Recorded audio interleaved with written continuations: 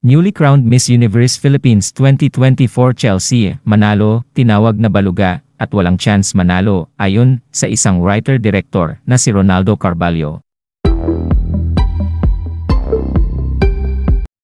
Usap-usapan ngayon sa social media ang naging pahayag ng writer-director na si Ronaldo Carballo sa nanalong Miss Universe Philippines na si Chelsea Manalo.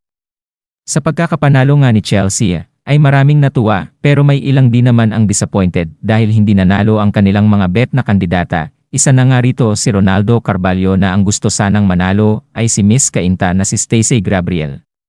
Sa kanyang Facebook post matapos mapanood ang crowning moment ni Chelsea, ay nagpahayag ng kanyang pagkadisgusto ang naturang direktor. Anya, Diyos ko, nagpuyat ako sa puro commercial na Miss Universe Philippines na yan. Tas, isang balugang Miss South Africa look lang ang mananalo. Paanong nangyari yun? Miss Cainta ang bet ko from the start of the pageant. Maganda, sexy at intelligent, maganda magsalita, walang bakel, spontaneous, effortless, natural. Pang Miss Universe talaga, kung siya ang nag-win, malaki ang chance ng Pinas sa Miss Universe. Mark my word, ni hindi papasok yang si Miss Bulacan sa top 20 ng Miss Universe eh. Andali namang i-judge eh. Sinayang na naman nila ang chance na magkaroon uli sana ng ikalimang Miss Universe ang Pilipinas, with Miss Cainta na queenly ang aura at kabuuan niya. Buwisit na mga judges yan, congrats Miss Cainta, you were robbed of the crown, you are the real Miss Universe Philippines 2024. Matapang na pahayag ni Ronaldo Carballo. Marami naman ang disang-ayon sa pahayag na ito ng direktor. Naka-off ang comment section sa post ni Ronaldo Carballo, kaya idinaan na lang ng mga netizens ang kanilang reaksyon sa pag-share ng naturang post.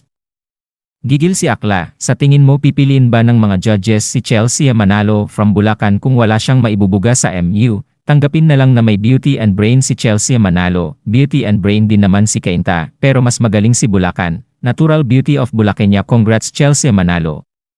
Ay iba din, ba't di ikaw ang nag-judge para yung bet mo ang pinili mo? Hindi nyo lubos matanggap na Bulacan ang tinanghal, pag-inggit-pikit. Masyado naman pasikat to, di na lang tanggapin ang paging first runner-up ng manok mo, yung tinatawag mong baluga. Miss Universe lang naman, Barbie doll ng may kawayan Bulacan yan. Ang iba naman sa sobrang galit ay pinare-report ang Facebook page ni Ronaldo Carballo at sa pagiging racist di umano nito. Samantala sa kabila ng pangpapatikos ng ilan, ay marami pa ring naniniwala sa kakayahan ni Chelsea Manalo na may re-represent nito ng maganda ang Pilipinas sa upcoming Miss Universe sa Mexico. Gaya na lamang nila MJ Lastimosa na sinabing stunner sa ganda si Chelsea, at si Rabia Mateo na sinabing ang ganda talaga ng batang tong si Chelsea.